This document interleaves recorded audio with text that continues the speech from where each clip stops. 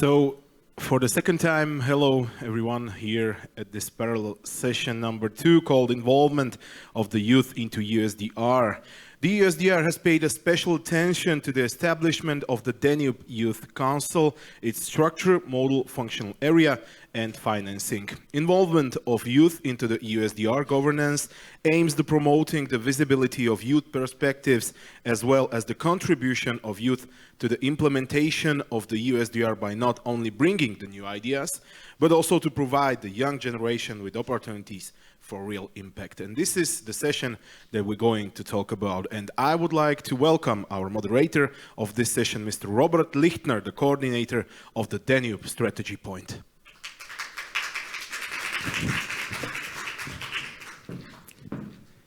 Thank you very much. I hope it works. Yes, it does. Thank you for the kind introduction and also for the great contentual introduction. So we are already in medias res, and I'm also very much looking forward to this session after, and also hello to all you watching us via YouTube and online. We are very happy to be on site this year after several years only being online. But also very happy to have all of you who are watching us on YouTube. What we are discussing today, and you heard this already, is about the involvement of young people, of young generation, into the Danube region strategy. And this is something that is the strategy and the colleagues have been working on for quite some time. On the question on how to involve the young people's perspective, how to get the insights, their wishes directly within the strategy, and what does it actually mean for the Danube region strategy? Is it going to change? Is it going to adapt? Are we getting new inputs? And how are we going to implement the Danube region strategy? Because, and this is something that most of you have been hearing for many years, that everything that we do are doing for the next generations. But this is not going to happen in 10 years. The next generation is here and is now. So it is now on time and it's now high time to have the young people being part of the governance, being part of the Danube region strategy, and having them on board and discussing, giving proposals and ideas on how our joint region, the Danube region, will develop in the future. And this is something that I would like to discuss today with my guests, and we have a great 6 people who will be joining us. We are all on site, and I will now ask first to all our colleagues to come up. I'm asking Sławomir TOKARSKI from the European Commission to join us on the podium. Then we have Irene Schneid coming from Vienna, from Danube Strategy Point. We have Biljana Popovic and Julian Stöckle. And remember, these 2 guys, I will be talking about them more. We also have Claudia Singer, also joining us from Vienna, Priority Area 10. And last but not least, Stefan Barth from Agapedia Foundation, also joining us on stage. Right, so I would start off with the most important one with the European Commission, because the European Commission has been very active in providing inputs for not only the Danube strategy, but for all strategies, and throughout, obviously also throughout the whole European Union, to have more input, to have more impact and involvement of young people in the strategies, but also in developing the future. So I will pass the word now to Sławomir TOKARSKI, Director from Regional and Urban Policy General Directorate, responsible for European Territorial Cooperation, responsible for macro-regional strategies, Interreg, and the program implementation. So Sławek, the floor is yours. Yes, good morning everybody, good day everybody, and thank you for inviting me to this program. Although I'm not young, as you can see, I'm very keen on speaking on young people, which happens quite often actually in the European Commission. Sorry for using the text, but I was asked to give you a sort of review of different initiatives of the European Commission in the area of youth. And there were so many that I have to rely on the written word. So 2022 is the European Year of Youth, and during this year we were trying to bring in young people across Europe into the policy making of MRS, the Interreg programs, and the European political priorities at large, such as the green and digital transition. This is also the reason why we dedicated so many activities during the EU MRS week in Brussels earlier this year to young people. And we will also do the same during the Interreg annual event, to which I would like you to come to participate next week between 26th and 28th of October in Brussels. But there are also more things happening during this year. On 4th of October, the Commission adopted the Youth Action Plan and EU External Action for 2022-2027. And I think it's important because it's the first ever policy framework for a strategic partnership with young people around the world to build a more resilient, inclusive, and sustainable future. So we believe that by improving meaningful youth participation in the EU's external action policies, which indeed is for the first time that we are seeking for such a participation, it will help us to meet international commitments such as 2030 Agenda for the Sustainable Development and the Paris Climate Agreement. The EU will also further engage with youth through existing initiatives like the EU for Youth programme, which is fostering youth participation and leadership in policy making in the Eastern Partnership, especially in Ukraine. And here Erasmus Plus will support capacity building in the field of youth, also in the Western Balkans and the Southern Mediterranean. Now, looking more specifically at EU cohesion policy, we, of course, are trying to continue to involve young people in the policy making of MRS and Interreg. In 2020, we all celebrated 30 years of cooperation, thanks to Interreg programs and in the framework of EU MRS. And at this occasion, the Interreg community launched a vast consultation towards young people to align youth needs and cooperation actions. As a result, young people issued an Interreg Youth Manifesto demonstrating 5 areas where Interreg programs and EU MRS can address their concerns. And young people also listed 12 recommendations to better involve the young generation in the policy making and project leadership. And now Interreg programs across Europe are delivering on these recommendations. So, for example, young people are the project leaders of tomorrow in the Interreg Northern and Peripheral Arctic program within a capacity building project to engage young people in cooperation. In the Interreg Euromed program, students from Italy, Portugal, Albania, Croatia, Greece, Spain, Slovenia, Malta, and Cyprus are leaders of a project linked to blue energy. We have also the Smart for Youth project within Ukraine, Romania's CBC program, which welcomed 140 families from Ukraine, providing teaching to Ukrainian children. And this allows young Ukrainians to continue their education despite the war conditions.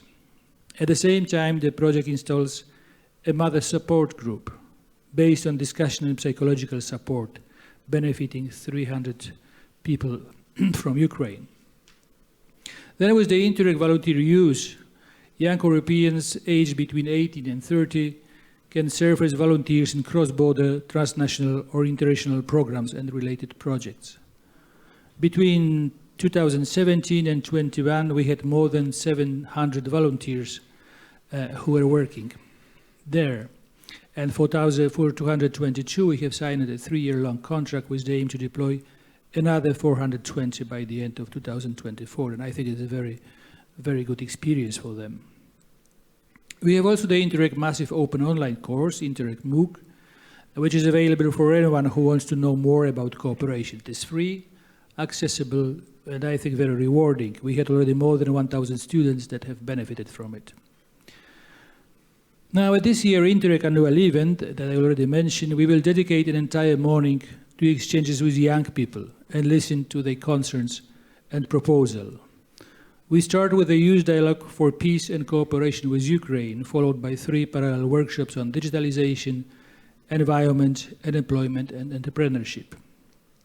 This year, we also launched EU Teens for Green, an open call to fund youth-led actions advancing the green transition in the EU carbon-intensive regions covered by the Just Transition Fund.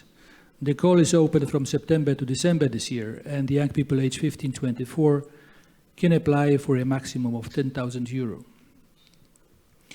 Now to our MRS strategies. Of course, young people are also on the top of the agenda in all 4 EU macro-regional strategies. The 2020 Baltic Sea Youth Declaration, issued in September this year, includes recommendations for each of the 14 policy areas of the Baltic Sea strategy. Many youth-related activities took also place at the 2022 EUSDR Annual Forum in Tirana. And it also coincided with Tirana being the European Capital of Youth in 2022. The EUSDR Youth Council was set up already last year and serves as an inspiring example.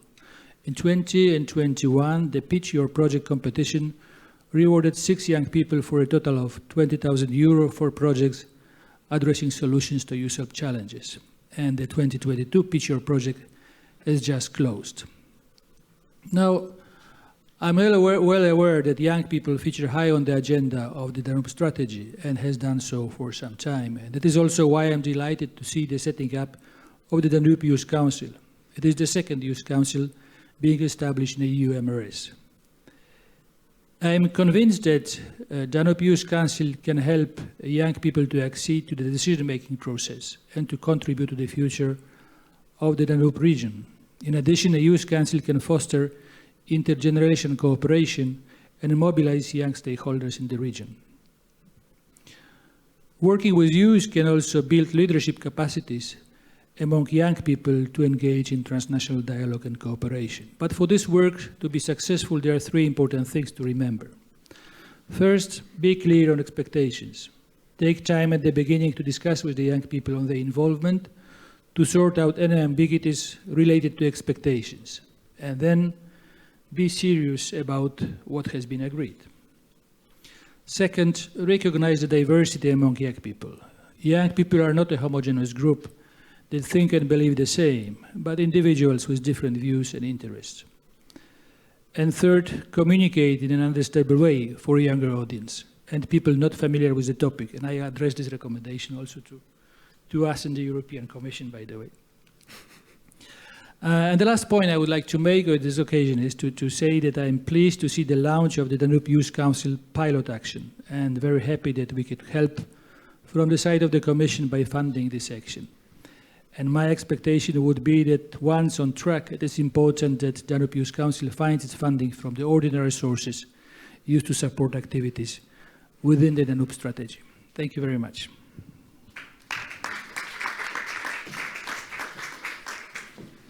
Yes, that deserves a round of applause, and it's really impressive how many activities and how many actions there actually have been going on, not only in the macro-regional world, but of course also on the all around the European Union. And thank you for this really great overview of what's going on. And as we heard, we have the 2022, the European Year of Young People. And I suppose this is not just something that we will be following up throughout this year and then it's done. I think this is something that we will and we should continue also to work on in the next years. And when you mentioned that you also see the experiences in other macro-regional strategies, so maybe just a short question. So where do you see the future potential here? Also, if you have in mind what was set up by the Commission in 2022, so maybe you could also give us a short outlook on where do you see the perspective for the coming years? Well, I think with this, something very important that is not a sort of one-off mobilization that will gradually fade away afterwards. And I think it should really become a routine to treat young people as a fully fledged partners and participants in the program. And sometimes we tend to fall into 2 pitfalls. And one is this sort of protectionist attitude, you know, patching the backs and so on. And the other one is on the contrary, to putting all the burden on the shoulders of young people, saying that, okay, now it's your turn to save the world. And I think it's a sort of divisive with the older generation. As my son is telling me often, you know, you boomers, you brought this world to the brink of destruction, and now it's for me to fix it all. So I think we have to avoid this divisive language because we have enough divisions in our society. So this intergenerational responsibility is also important. And secondly, I think second is that really make it simple and accessible to young people. Young people are also busy.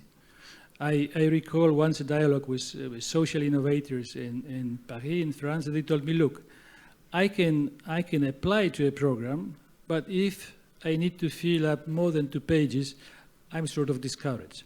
So just keep it in mind, make it as simple as possible, and use also the challenge, because I think it is something that is really mobilizing young people. So if you have the council, why don't you put a challenge in front of them? Of course, bearing in mind that you have then to stay by your word and implement the solution that comes from this discussion. And here, I think, in the Danube strategy, we have quite many fascinating challenges. I mean, what will we do with Ukrainian youth? And what will we do with the aftermath of the war? We saw in the Balkans what it brings. It brings a trauma to young people. It brings trauma to those who were fighting. It brings also a lot of disabled people. So how we can deal with all of that? And there we could put such a challenge in front of Youth Council, asking them what to do, for example, with young people from Ukraine, in order to best heal this experience and take them to something different. And the last point I would like to make is a bit more personal about Interreg and transborder cooperation in general. I think it should be particularly attractive. Well, correct me if I'm wrong. For young people, because here we are talking really about the empathy, about the solidarity, about reaching out the hand across the border, about curiosity. And these are the values which we so often are lacking these days. We're confronted with all those divisive and tribal politics. So I think this is something magical. It could really move our imagination and give us a strong motivation to act. So that is what I wanted to say, and I also wanted to apologize because I will have to leave because my plane leaves quite soon, but I will, Johan, I think he is sitting there, so all the difficult questions he will be more than happy to tackle. Thank you very much. A round of applause for Sławomir TOKARSKI, please. Thank you, and it was really the last sentence was really good, and I think this is something that we need to think about, and we need to work along also with within the Danube Youth Council, and we will have two of them already. We have them with us here, so we'll be definitely taking this up. And what we have seen, and because you mentioned the Ukrainian crisis and the war and the young people, what we saw.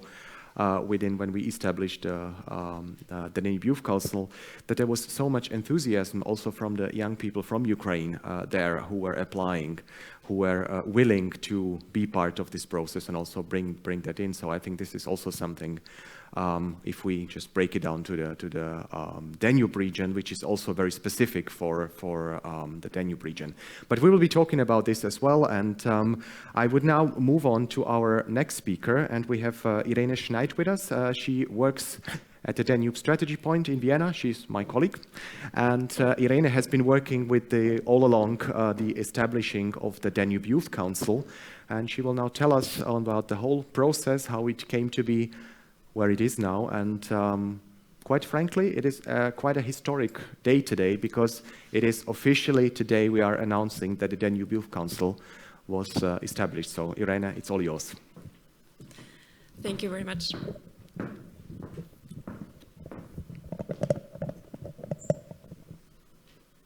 Okay, thank you very much, Robert, for those introductory words. Thank you also, Mr. TOKARSKI, for your inspiring words to set off our panel.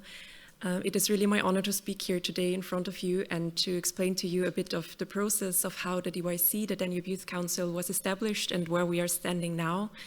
I know that for many of you in the audience, this might not be news entirely, as many of you have been following this process. Yes, and I will be glad to sum it up for you and give you a picture of where we stand. First of all, the DYC, the Danube Youth Council, in a nutshell, also for those of you who have maybe not been that familiar with the process of setting it up. The Danube Youth Council is an initiative to bring in the youth perspective into the EUSDR. It is basically a council made up of 2 young people from each of the Danube region countries. As we have 14 countries in the strategy, that makes 28 people in total. People from 18 to 28 were able to apply. The council has been established as of October 2022, so as Robert said, this is really a very historical moment. And I'm very happy to announce that on the panel with us today, we already have 2 real, living and breathing DYC members who will also speak to you right after me. That is Biljana Popovic from Montenegro and Julian Stöckle from Germany. As Mr. Tokarski already mentioned, the Danube Youth Council pilot action is funded via technical assistance from the European Commission and is also co-funded 5% by the city of Vienna, and it will run for a period of 1 year, 13 months to be precise. That is from this October until October next year. And now about the timeline of how the DYC was established and how we got to be where we are today. Of course, the European Year of Youth 2022 was an important incentive, but this is not where it all started. As many of you know, the initiative to found a council like this and to bring in the youth perspective into the strategy has already been going on for a while before that. And also, as mentioned before, the US ALP already has a youth council, which was set up last year. So there has already been a longer movement and efforts to bring in this perspective. Now, speaking precisely about the Danube region, a task force, DYC, has been founded in the summer of last year. And then a draft proposal for setting up the Youth Council was actually presented at the Annual Forum last year in Bratislava under the Slovak EUSDR presidency. So I think it's really wonderful to see how far we have come in that year, and that from a draft proposal that was presented back then, we can really say now that the DYC has been established and is ready to start its work. After that draft proposal, the concept was officially endorsed by all EUSDR national coordinators via a written procedure in March this year. And from there, we were able to open the application window, which was open from May until the end of August this year. It was an online application via the EUSDR website, where young people from all the Danube region countries aged 18 to 28 were able to apply. And we were very, very happy that at the end of the application period, a total of 80 applications spanning all 14 countries had been received. So we were able to make a selection of those applications and really set up the council then. As of now, the council consists of 27 young people. We are not yet at the full 28, which were the goal, because from Bulgaria, we are still missing one application, but we are busy still promoting the call and making sure that also this last person will join the council soon. The selection was carried out by the Danube Strategy Point in September. I will not bore you with all the details of the selection criteria and how we did that, but just to give you an overview. In a first step, we looked at the applications in terms of formal eligibility criteria, checked whether the applicants had the right age and had answered all the questions, and well, whether they had the formal criteria fulfilled. And then from all of them that did fulfill those formal criteria, we, in a second phase, selected 2 members per country at random, however, keeping into account diversity criteria. And now, what is the mission of the Danube Youth Council? It is very important to understand that it is a mission that, I like to say, goes in both ways. On the one hand, we want to give young people a possibility to contribute to the implementation of the Danube region strategy and hence give them an opportunity for real political impact. At the same time, of course, it is also very important for the strategy to receive young people's input on a thematic level and hence gain new perspectives. So I think we can really look at it from that way, that it is a win-win situation. It gives the young people a possibility to have an influence in the strategy and bring forward the topics that matter to them. And at the same time, it is an enormous chance also for the strategy to hear new perspectives and gain new approaches. In order to fulfill this mission, let's take a look at what the role of the Danube Youth Council is. It is very important for us to stress that the DYC should not stand for itself, but should be strongly embedded in the already existing EUSDR governance structure. I'm convinced that this is the only way that the mission mentioned before can actually be fulfilled. This cannot happen if we say we now have the DYC and they should do their thing. No, we really have to bring them into the strategy and make them a part of the governance structure that already exists. When it comes to strategy decision-making, the DYC will have an advisory role, meaning that the DYC members, for example, in NC meetings, will not have voting rights, such as national coordinators, but they will have an advisory role and will be able to bring in their perspectives and their opinions. The DYC is to be understood as a non-partisan body, meaning that the members in it do not represent their country, but represent the voice of their generation in total. And as such, the DYC is supposed to form a framework for meaningful participation of young people in the Danube region strategy. On this very last slide, I will only briefly mention that the DYC is also connected to the DYON and the DYN, so the Danube Youth Network and the Danube Youth Organizations Network, which are also organizations aiming at connecting youth in the Danube region and also helping to introduce youth perspectives into the Danube region strategy. I will leave it here for the moment because our colleague Stefan Barth from Agapedia Foundation will talk in more detail about that in just a minute.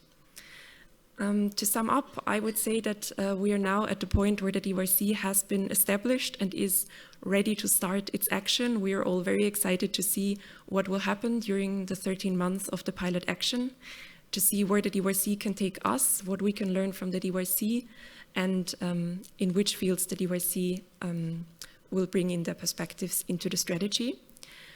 Thank you very much, and you're most welcome also to approach me later in the break if you have any more questions. I will be glad to talk to you also personally and to introduce you to the DYC members. Thank you.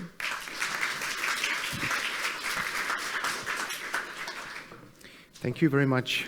Thanks, Irene, for this very comprehensive overview on what happened throughout the last year, and also pointing at the two of you. I'm very excited to have you here just in a minute. But Irene, maybe you can give us also a quick overview and maybe outlook of some activities we have clearly been planning for the Danube Youth Council without being too long, too technical, and too boring for our audience. Just maybe give us some highlights on what's going on in the next year, and what's to expect from them and what we will expect from them as well. Mm-hmm. Thanks. Yes, I'll be glad to do that. So first of all, we have a capacity building seminar planned, which will take place in December on site in Vienna. This will be the first occasion where we will bring all 28 Danube Youth Council members together, where they can get to know each other for the first time, and where they will receive an intense capacity building from our side in order to give them all the information that they need, and also the knowledge of the strategy that they need in order to participate and to contribute in a meaningful way. We're really looking forward to the Danube Youth Camp. As I said, it will be in December in Vienna. There will also be a second Danube Youth Camp with all of the DYC members next year in Slovenia under the Slovenian EUSDR presidency, because also for the Slovenian presidency, youth is very high on the agenda, and yes, we will discuss with you how to do that then.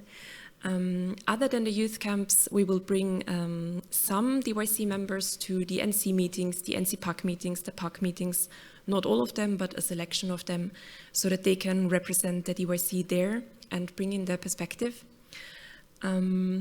Yes, and overall, we are really looking forward to see what they can contribute. Also, many priority areas and national coordinators have already approached the Danube Strategy Point and have asked for the contacts of the DYC members, which shows to us that they are very eager to bring them into the strategy.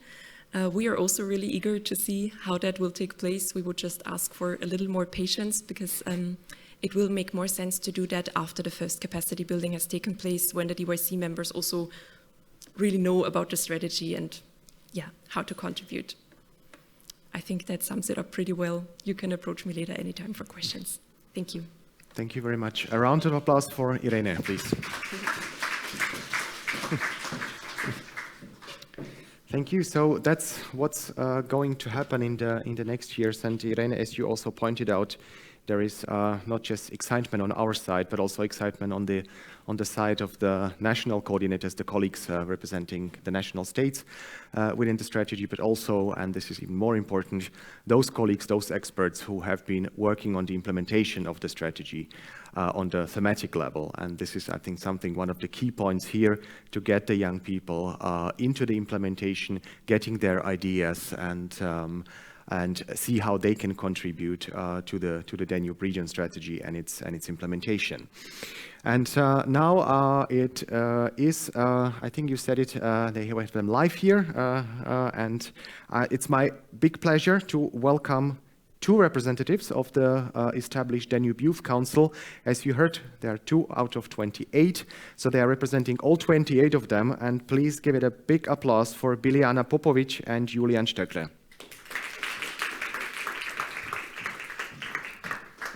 Biljana is coming from Montenegro and Julian is coming from Germany, from Bavaria, and they will tell you what they think about the Danube region strategy, what they expect, and give you a short introductory words on behalf of the Danube Youth Council. Floor is yours. Okay, thank you. Hello once again from this little part of Danube Youth Council. We just wanted to say that it was really encouraging that yesterday we had the opportunity to hear many times that youth will be priority in the next year and through all the activities. And even today I heard the adjective used, magical, so it sounds really promising to me that we will have a great opportunity to create something not only useful but something that will last for a really long time. And also as a young person, it's always nice to have like a platform where you can make some institutional involvement and changes, even though if you already heard it will be more like advisory part of the whole strategy. Also, we wanted to say that often when you're a young person, many of your problems are just brush off because you're young and you have whole life in front of you. So it's really nice that you have an opportunity to change and that you see that you are like a valid part of the society. As you probably know, even during these crises, youth were one of the most affected. So not only those who were studying or also those that they were working. So we believe that through this council we will have opportunity to represent the ideas, problems and expectation of youth in general, which is one of the good things about this council, that we are also representing the youth in general, not only on the national level. So also yeah, I think that will be one, let's say, expectational part, and now I'll give floor to the Julian to tell you more about perks of involving youth on all this process. Thank you.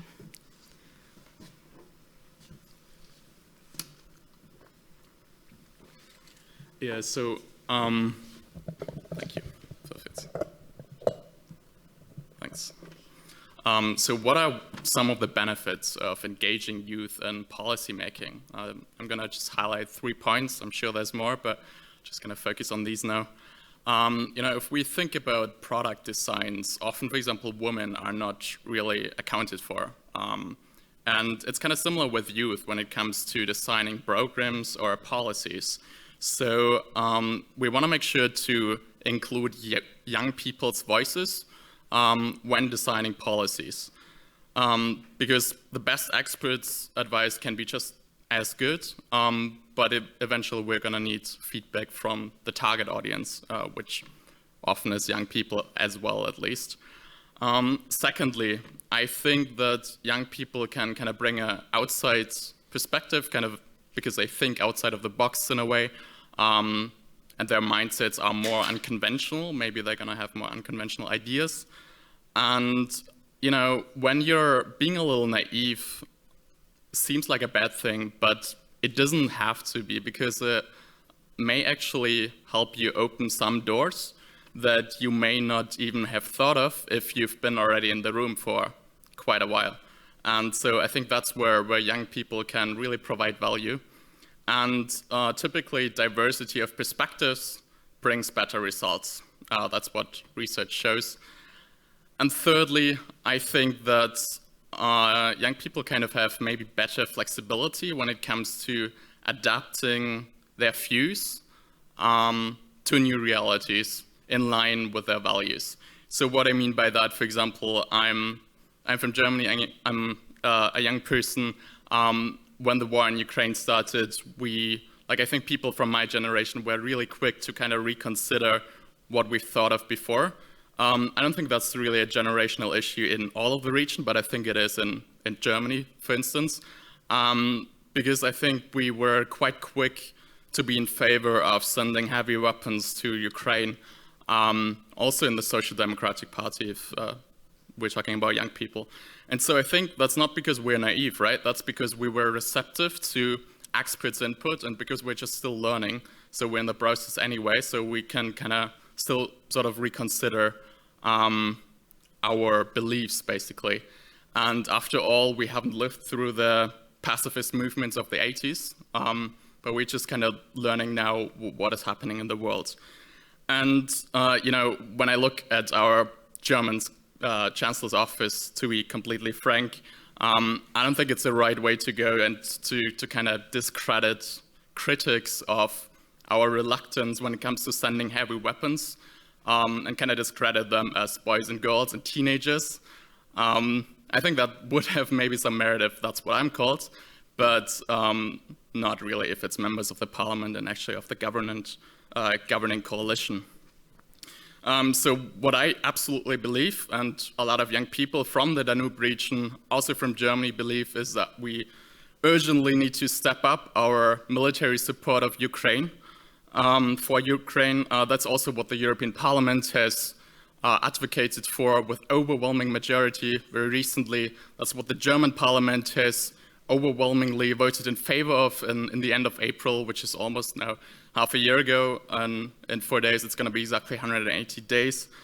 And why I think that's absolutely relevant in the context of this forum, of the priority areas that we talked about over the past 2 days, is that if Russia gets anything out of its invasion into Ukraine, if it gets to keep territory that is not theirs, then eventually investors are going to be very reluctant over the next decades and so to invest in the Danube region and in wider Europe. So, because risk premiums are going to skyrocket, and if I would be an investor, I would just go to the US or to Asia, but not to Europe if we can't provide stability. So, because that's what's actually what has happened in Ukraine since 2014, 2015, when there was actually, the Ukrainian economy grew by between 2 and 4% rather than 7 or 8%, because there was this instability in the region and investors were very reluctant to invest. And, so instability destroys investments and eventually thereby also jobs. So what that means is that if we want to turn all these great ideas that we had over the past 2 days into reality when it comes to all sorts of economic development projects for which we're eventually going to need significant amounts of private investments, then we need to make sure to do everything in our power to help Ukraine win the war and make Russia lose it. And I think because that's it's not only about defending European democracy, about a moral imperative, or about in our very own security interest of whole Europe, but it's also the fundamental basis, the cornerstone of economic prosperity over the coming years. So with that said, let's hope Ukraine wins the war and let's step up our support to help achieve that. Thank you.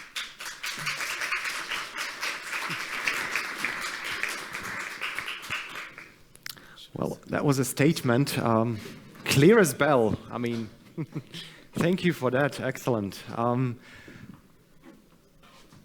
I would like to ask you a personal question because this is something when you started, and obviously you were not being very much aware of this macro-regional concepts before. And when we started with this, we're also discussing, considering, where can be your role and what would you do that, and how can you be part of this whole process. So maybe on a very personal level, what was your motivation, and what did you think when you first time had a look at this whole macro-regional world, and having 14 countries all along the Danube cooperating together. So on a very personal level, why and how you decided to be the one to both of you, why I want to be part of this. Okay. So for me personally, I've been engaged for the past 3 years in a student-led think tank called European Horizon. So it's not the research funding program, but a student policy incubator.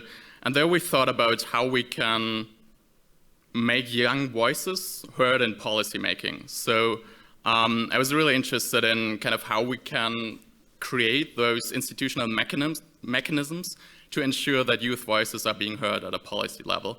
And so when I first heard about the Danube Youth Council, that was like 2 months ago only, I was like really intrigued also by the possibility to work across those 12 different priority areas and across the whole macro region. So that's when I decided to apply, basically. Okay. How about you, Biljana? Was it just okay? So nice. Thanks.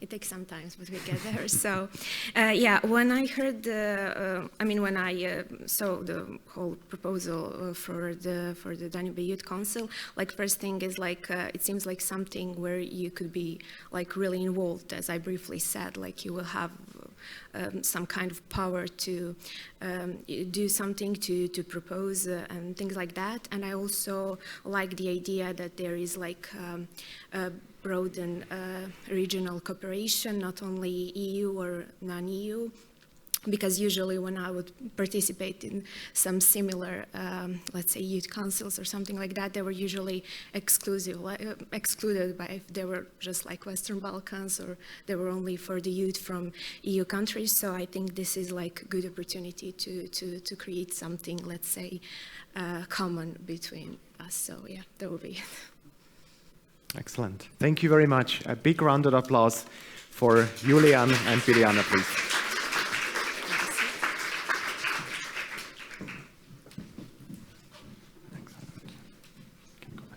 Thank you. Thank you very much. Wow, that was very impressive. And looking at our next speaker, Claudia, we've been discussing this before, and I think there is quite a lot of coming up. And to be able to set up something like this, to have a Danube Youth Council, it also was on the strategy part, a process where the strategy needed to set up rules, to set up mechanisms, to have studies, to have papers on how to actually achieve this, to have this direct input, to have the young people becoming part of the governance structure at the end of the day. And within the strategy, we have the priority area 10.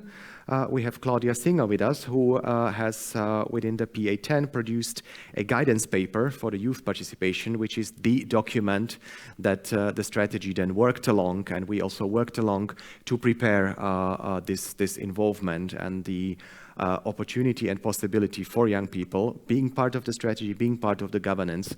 And now we'll ask Claudia Singer to give us an insight input on what the paper is about and what it means actually to have the young people part of the strategy. Claudia, the floor is yours.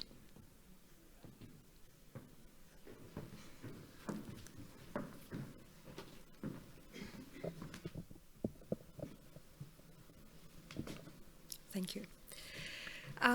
Thank you very much for the invitation, and I knew it will be very hard to come after the two members of the Danube Youth Council. I wasn't aware of how hard it will be to come after. But if that was already the taste of the discussions that we will have in the future, I will very much look forward to that.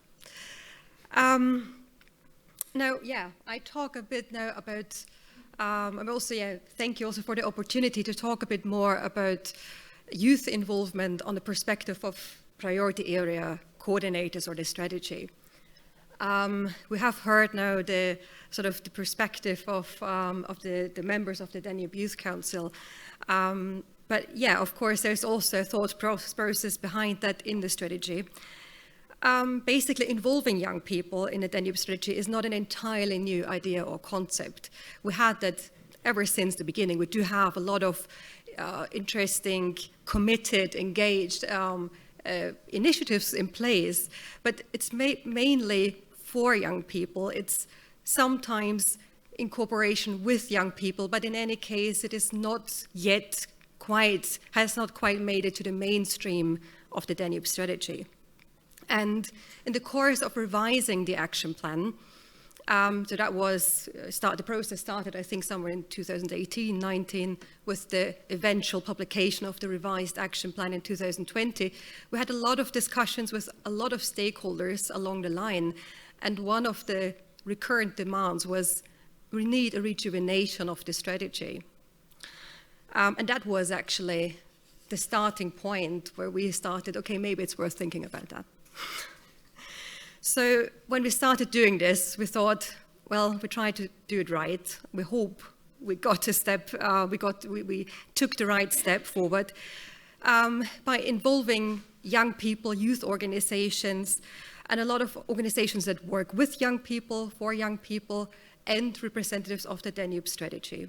And here I also want to say a big, big thank you to the Danube Youth Network. Because the network with all their outreach work and the members itself was very helpful actually in drafting the guidance paper. And what is the guidance paper? I don't know how many actually know about it, ever heard about it, and I would like, unfortunately I can't see but the people on the screens, but around here in this room, how many people actually heard about the guidance paper? Okay, see. So it's, yeah, there are some, but not obviously not everyone. It is basically the collection. It was actually about the path, getting there, the journey, and the journey was to find out why should young people be involved or participate, how they can be involved and how they want to be involved, and what can be done. So on this basis, we developed basically the how around the three Z's: capacity building, communication, and cooperation. So for each of these dimensions, we elaborated a list of needs that is now actually our to-do list to create step-by-step an environment that allows young people and youth organizations to be an active part of the Danube strategy. And for those who are not that familiar, let me share some of the to-dos. So in terms of capacity building, we need to look into how young people can be encouraged to network, to advocate their position or transnational cooperation, because not all of them, and basically the majority of young people, are not that experienced yet, because they are still actually in a learning process and have not actually encountered that many situations where they might have already started doing this. In terms of communication, we need to go, we have also heard this today, easy to understand language. I think that would actually be right for all of us. I think we would all actually encourage, I think, this objective. And to go for a more dialogue-based communication rather than a one-way communication. And of course, we should also involve young people in communicating about the strategy and to have outreach. And in terms of cooperation, we need to look a bit more into flexible cooperation structures and less bureaucracy. And I get to this now a bit because, of course, there's also a question what's next. So the guidance paper is there, but was just the beginning. And here I would like to share actually a bit the priority area coordinators or the strategies or priority areas concerns about what we need to do, how we actually need to change. Because this is, and Robert, I think, said it right at the beginning in introducing the session, we need to change. And this is actually the basis also for actually any progress here. And again, many thanks to the DYN, because actually it was Lumen Georgiev from REACT, who's member of the Danube Youth Network, who in a training session on youth projects had some really good advice on how to work with young people and what we need to do. And I think, well, this is also something I would like to share here. Some of these recommendations or suggestions, and that is keep it simple.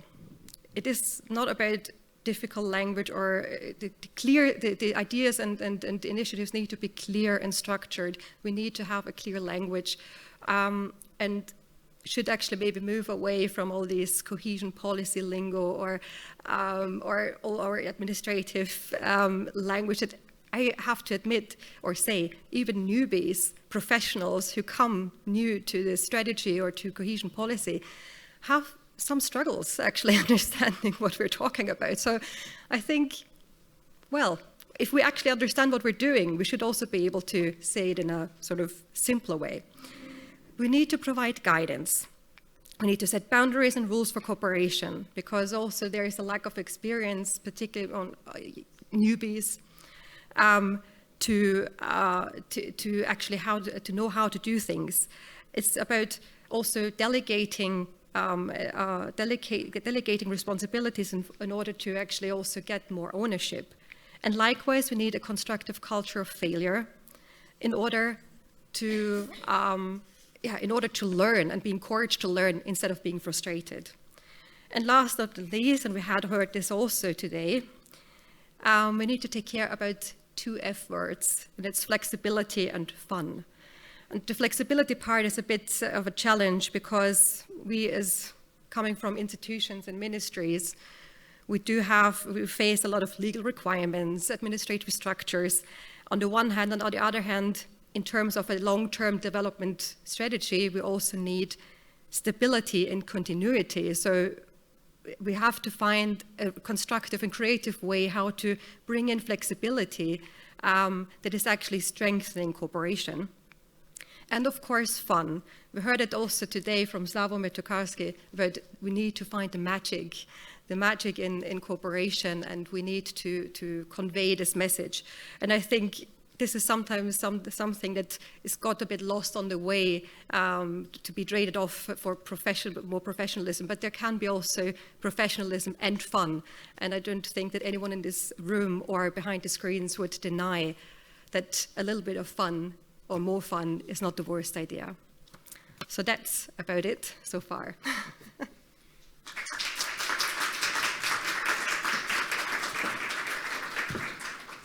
Thank you very much, Claudia. It's gonna be tough, huh? And we had a discussion also with the priority area colleagues, and maybe also on a more personal level, the question what you referred to, that it's not that also you, as the part of the governance of the strategy, you will also have to change. We all have to change.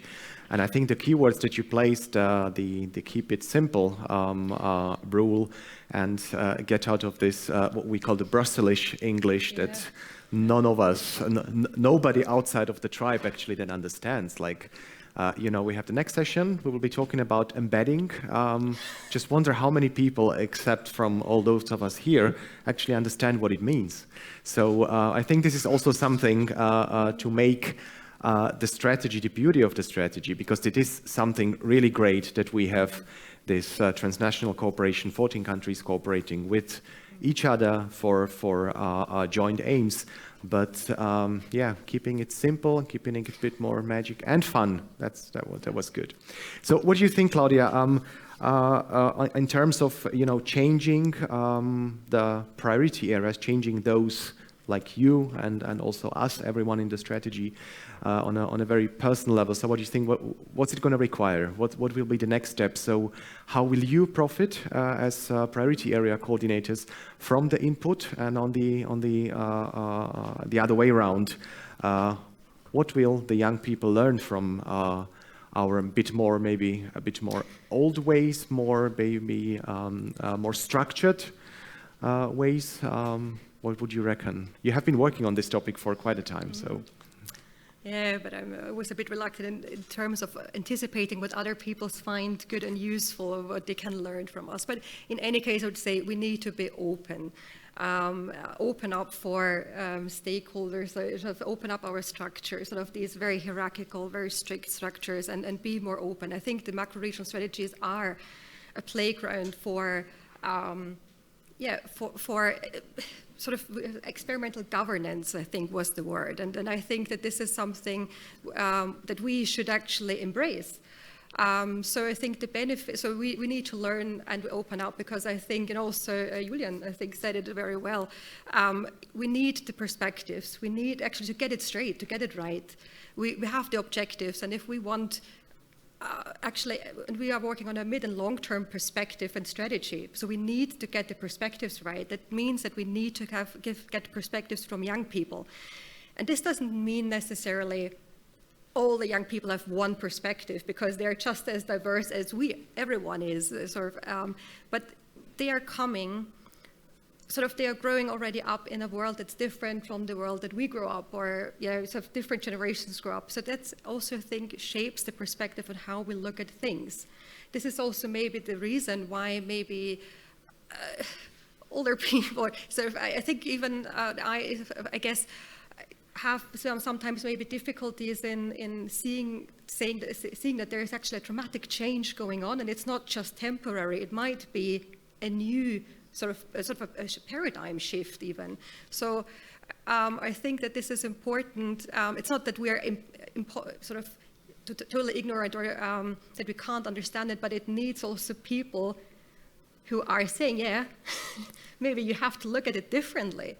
And this is also something that we also encountered during the process of the guidance paper, long before the war, before the pandemic, and those actual really big immediate crises.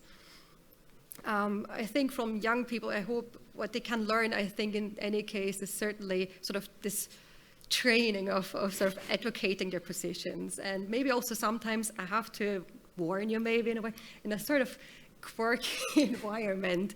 But I think, and also this is maybe something that I would like to pass on to you.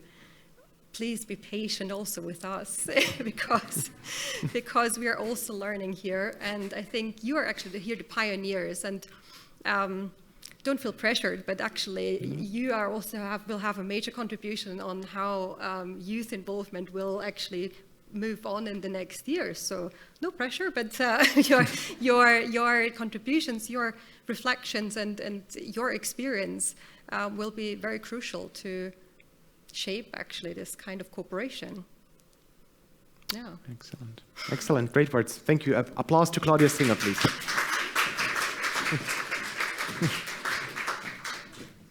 I was just thinking, Claudia, on your advice, what came into my mind was compromise also. Maybe this is also something that you will have to look at, and you know that from your daily work. Yeah, this is also maybe something that you'll have to learn. Yeah, but there is a lot of work coming to us in front of us, and I'm very much looking forward, as many of you who will be involved, and we will be keeping you updated on what's going on with the Danube Youth Council. So as you already heard, there is a lot going on, a lot of planned, and we will be giving you updates on a regular basis. So you'll find all the information also on the website, and we will be coming back on a regular basis with further information and what is happening with the Danube Youth Council.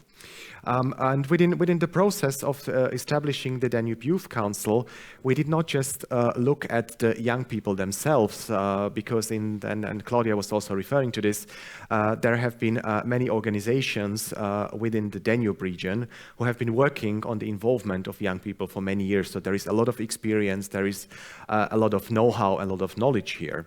And within the process of establishing the Danube Youth Council itself, there was also another idea coming up, also based on the guidance paper and all the experience that we had in the Danube region, and that was to also establish what we call Danube Youth Organizations Network. So to get not only the young people, the single people from the countries, but also the organizations from the Danube region who have been working for years on this topic, get them together, and also established this organization, this network of youth organizations. So this will be also a next step that we will be working in within the Danube region strategy, is to see how the Danube Youth Council and the network of youth organizations from the Danube will establish and will cooperate, and also how to involve the organizations into the Danube region strategy. And our next speaker, Stefan Barth, will be talking about this. He's the expert, having working in this field for very many years, with a lot of experience, coming to us from Stuttgart. Stefan, the floor is yours.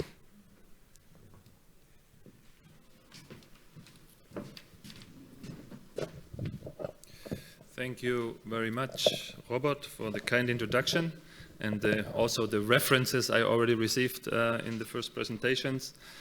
I would like to thank also the Ukrainian presidency, the Slovakian presidency, and also the incoming Slovenian presidency, that they really have youth as an issue. So there is an openness, and I'm very grateful for that, because we have been fighting for this for many years, and now we are here. So thank you very much, in the DSP organizing it, and all the members also from DG Regio and all these people who are involved. Thank you.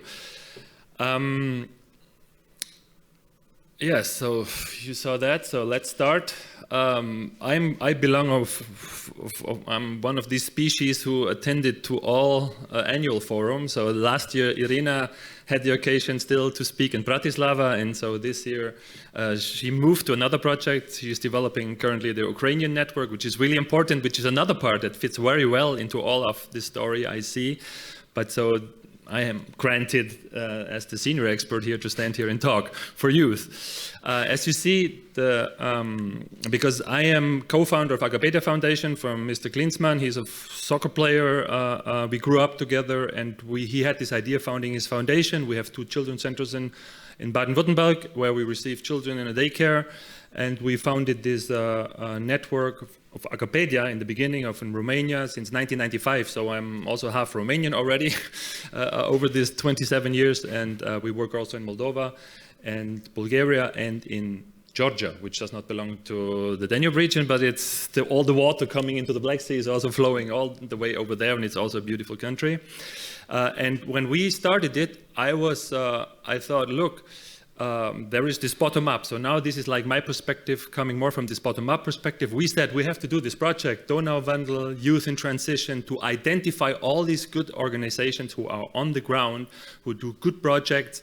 And we had this claim, moving, meeting, making. And we want to give them visibility, because, you know, there is this prejudices from the west to the east and all these kind of things. So this, we were fighting, and then we had this series of projects with Stefan Lütgen now, the participation days. We did a lot together over all these years, and then in 2018 we had the Creative Danube, we were in Plovdiv, and then the idea was born for this Danube Youth Network project. I'm very happy also, I must really also credit the Baden-Württemberg state and land, because Baden-Württemberg, they came to us and they said, we want to listen what the young people say. We don't give money and say what is our agenda, let's implement it. We want to listen what the young people do. So a lot of credits to Baden-Württemberg, Mrs. Eller.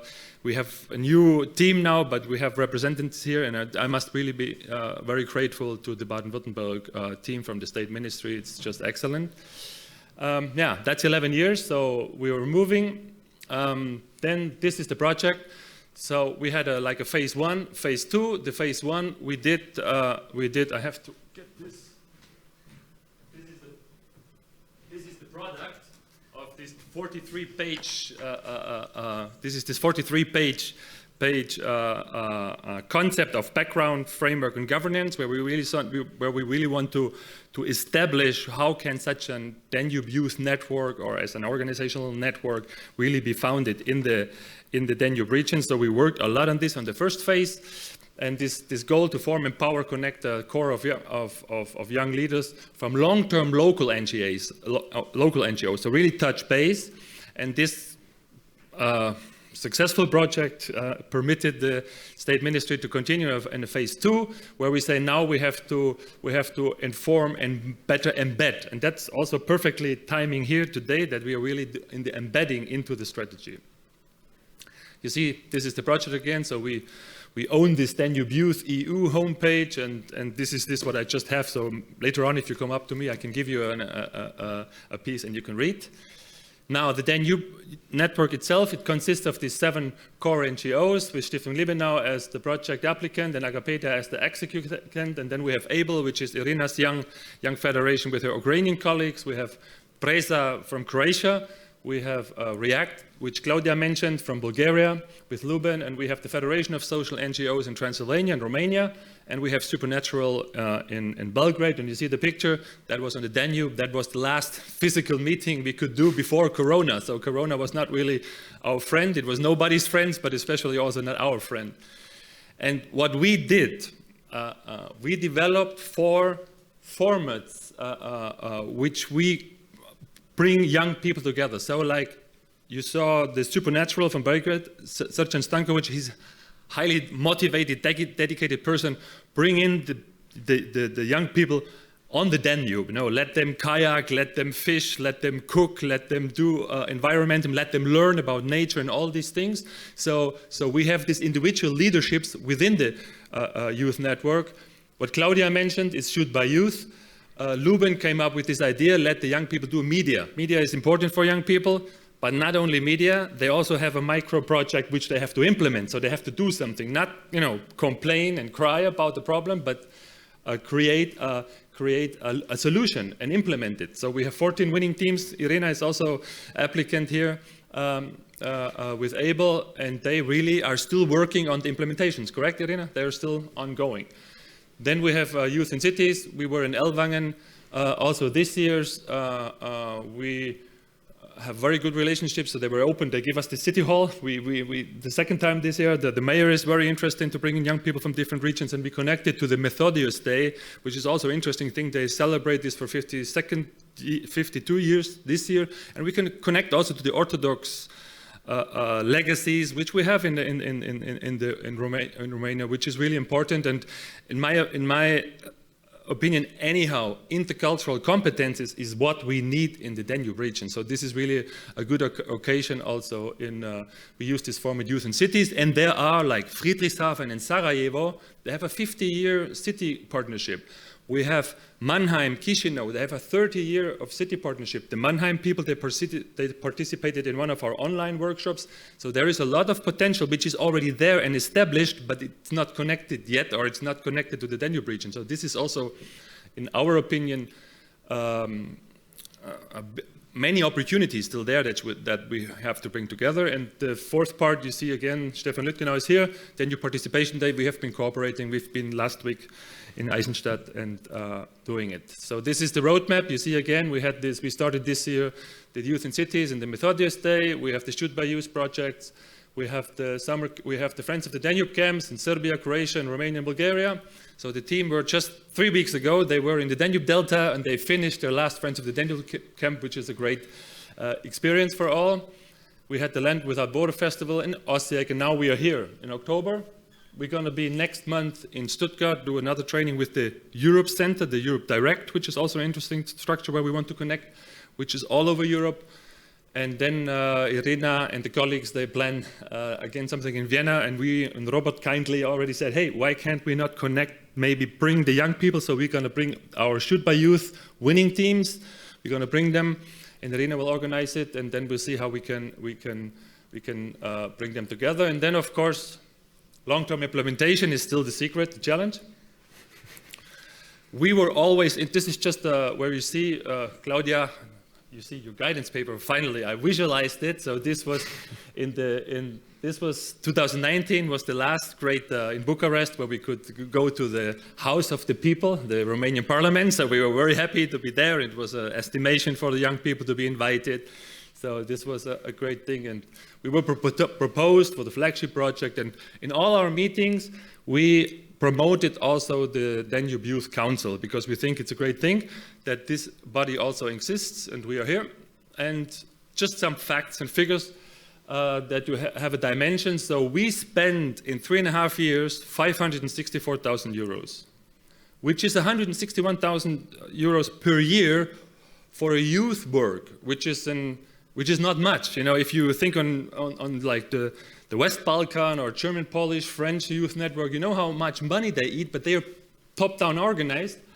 And we, as civil society, we brought this 218,000 euros as a contribution into the project. So this is really also a partnership, and the Baden-Württemberg State Ministry also struggled at the beginning. They said, hey, how can we approve a project which is not completely financed? When we had discussion, we said, no, it's all right. You finance the basic things, and we're going to win extra projects, and we did. But you know, we are in a social innovation. Let's put it like this. So our approach was also this youth work for the Danube region must be a social innovation. We organized 36 youth events, I think only 2 or 3 of them were purely online, all the rest physical people involved. We connected more than 120 local NGOs, networks, we have schools, and we had 6 cities in our present in our meetings, and of course many public authorities. And we have, I'm not on Instagram, so I don't know, so this is Irina Staksvianen, so we have this Instagram followers, maybe, for me 1,000 is a lot, but maybe it should be 10,000, I don't know. And altogether we can say this Danube Youth community was formed. And now the DYN provided you a film, and I would ask the guys up there, please let it go.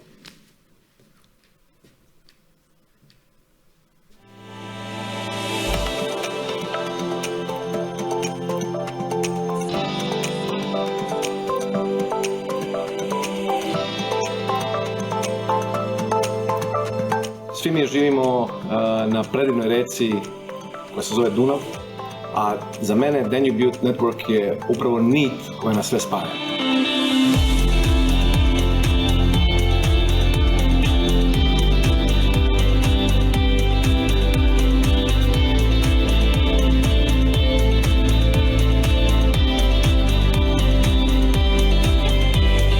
Wir sind 150 Jahre alt, aber wir sind auch Träger des Donau-Jugendnetzwerkes und wir freuen uns besonders über die vielen Aktivitäten mit den jungen Menschen aus der ganzen Donau-Region. Ich hoffe, wir haben eine gemeinsame Zukunft in diesem Netzwerk. Искам да споделя, че за мен Донската младежка мрежа е иновативен ключ за благоденствието и светлото бъдеще на младите хора в Донския регион. Danube Youth Network este important pentru că aduce împreună tineri din toate categoriile sociale și de toate vârstele. Pentru mine a însemnat prima oportunitate de a lucra pentru tineri de vârsta mea și pentru a-i ajuta să creeze împreună cu mine și cu noi un impact în societate. Dunavska mreža mladih za mene predstavlja sustav podrške u osobnom i profesionalnom razvoju, ali isto tako priliku da razvijam vlastite ideje i aktivnosti usmjerene stvarnim potrebama mladih. Danube Youth Network este mai mult decât un proiect, mai mult decât o rețea, este acum o comunitate. Shoot by Youth, Friends of Danube, Youth and Cities, Land Without Borders, Danube Youth Participation Day, toate înseamnă comunitatea Danube Youth. After 3.5 years of testing and implementing the Danube Youth Network project, it's time now to connect the Danube Youth Network and the Danube Youth Council and build together a transnational and sustainable youth network for young people all over the Danube region. Thank you.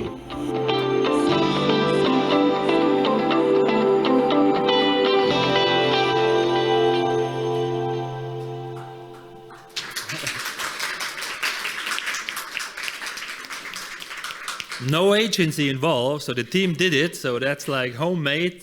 Serjan provided some professional with the drone, you saw some pictures, but it's everything done by the team. It's not, no extra costs, and again, you know, this is I'm very proud of this team that they produced this thing, it's great. And I come back now, when we started the Danube Youth Network project with Irina, we had this project with the students from Stuttgart Media University, and they told us, hey guys, this thing needs to be simple. It needs to be very simple. So Danube Youth is actually the name. So if you go with Danube Youth Network and blah, blah, blah, very complicated. So they said, they developed this logo, they developed this, you know, come to the Danube side of life. That's how young people think, you know, and it's really great. And my position now is we have this DYN. This is the operational level, bottom up.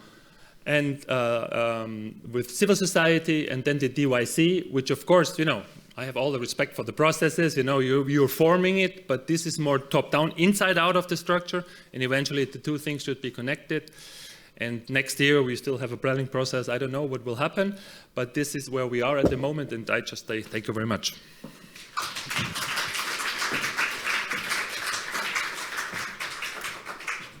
Excellent. Thank you very much. Danube Youth Network.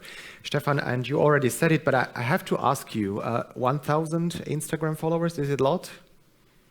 No, not really. No, so just ask them. They know. I know. They know much better. So, so what they need? 5,000, 10,000? That's a lot?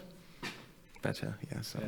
So there is a way to go. But anyway, so what I wanted to ask you, because and we obviously had this discussion before, and this is something we'll be working on in the next months is that with all these great activities that you have for many years with the Danube Youth Network, and the concept that we are working on now with the young people, with the Danube Youth Network.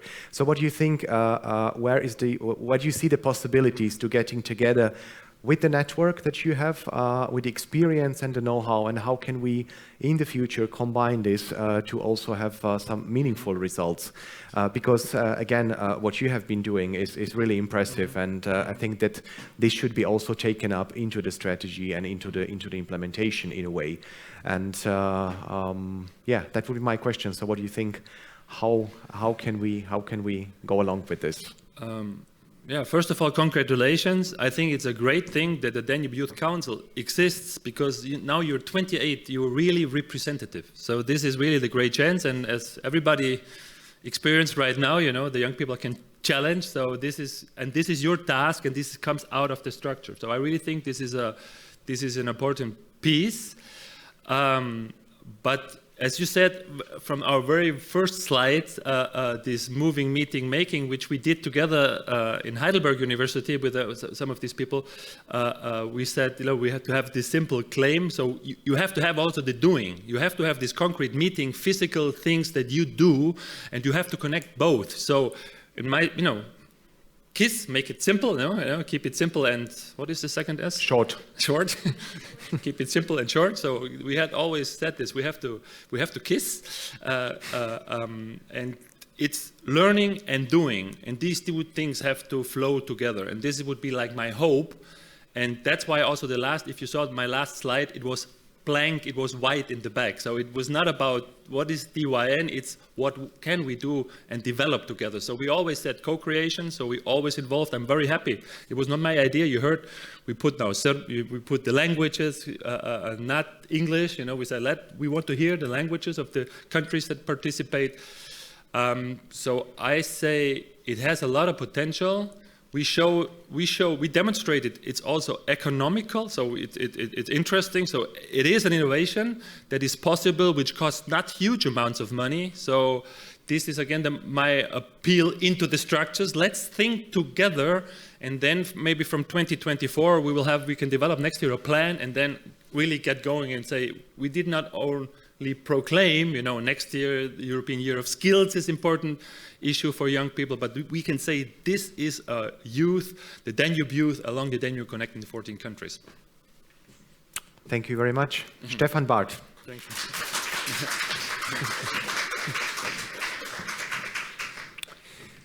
you. Thanks to all of you.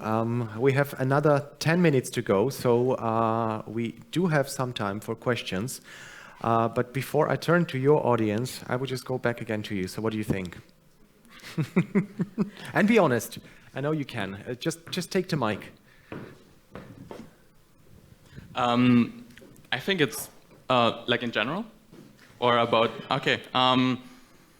I think we're on a great journey when it comes to coming up with initiatives in Europe and across different regions to include youth voices. I think what we just heard from Stefan about what the Wikipedia Foundation is doing, that's really impressive. So there's really a range of activities. And I think that's really crucial to not only kind of have it as some nice PR thing, but actually trying to get down to real dialogue and try to figure out solutions, as you said, for some specific problems. So I'm very optimistic that we're looking into a good future. Thanks, Julian. Biljana? I don't think at this point there is not much left to say, but I think that it would be best to ask us like in a year, maybe next year in this time when we are done with everything, so we can have a like real how do you say it on the paper what we did, like what we should change and what should be like different or what should we keep. So yeah, that's it. Taking that, we'll be doing this. All right. Do we have any questions from the audience? If you do, just raise your hand if you want to ask. Yeah, there is. The microphone is coming down. Just a second. We also want the listeners on YouTube to have you clear.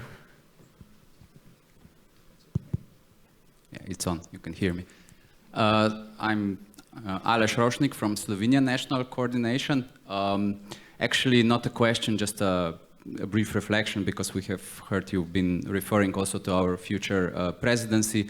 I would just like to say that we are actually extremely happy that our youth has the will and the motivation to actually assume responsibility and start co-creating together with us a sustainable future for Danube region.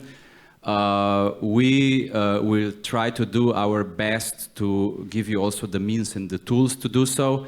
So we are really looking forward to cooperation with you, and we just want to say welcome to the strategy.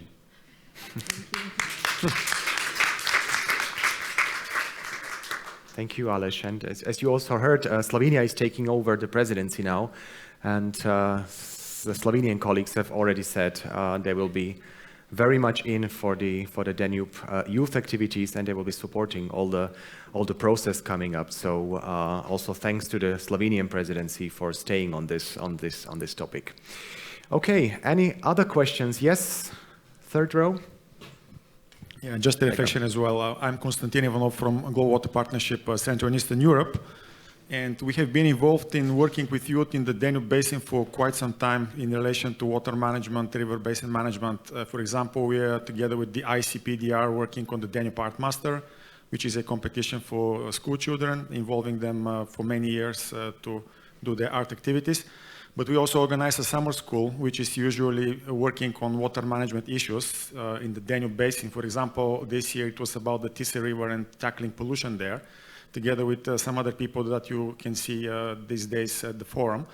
And also we are involved in intergenerational dialogues on water management, because we see that young people should be better represented in the water sector and have more opportunities for the future, which means that all these different initiatives that different organizations are doing, we should be actually getting together and trying to see what ways we have to connect and to build up better possibilities for the young people to be working in the auspices of the Danube strategy, not only from water management that we understand, but also from other perspectives, just to give them a chance for going forward with their ideas. Thank you. Thank you very much. This is something very important that you are addressing now, and this is what we also heard. It's also about the involvement actually in the implementation, so the topics that we are dealing with, the challenges at the end of the day that the whole Danube region has been struggling with. And this is something which is very important also for you, the Danube Youth Council, to choose also your perspectives and to say what you want to work with. So what is the topics that you are interested in? And I can also report, when we had the first meeting with the Danube Youth Council, we already had some young people saying, I'm interested in this and I would be working on this and that. So there will be a lot coming up, but I don't want to give too much info before, but this is also part of the process that we are starting now. And also what we were talking, Claudia and me, before, so it's also about the Danube strategy, the priority areas that also have to change, have to adapt, and also have to approach the young people, so to ask for their opinion. So this is a process that goes on both sides, and this is something that we'll be following up in the next years. Definitely we will also come back to you, as you are also working with the strategy. So yes, this is an important part of the process as well. I'm just looking at the time. I think we are over. Okay. So at this stage, I want to say thank you, and giving the work back to you. Thank you. Thank you, Robert. Also, this one is for you. Thank you also for your point of view for the youth in the EUSDR, and also give an applause for our speakers for this panel discussion. So this was the parallel session number 2. Now we are heading for the lunch break, which is the 60 minutes. And then we set up here at 2 p.m. for the emptying EUSDR into you programs and panel discussions. So take your time, take your coffee, eat, and we will see at 2 p.m. Thank you very much.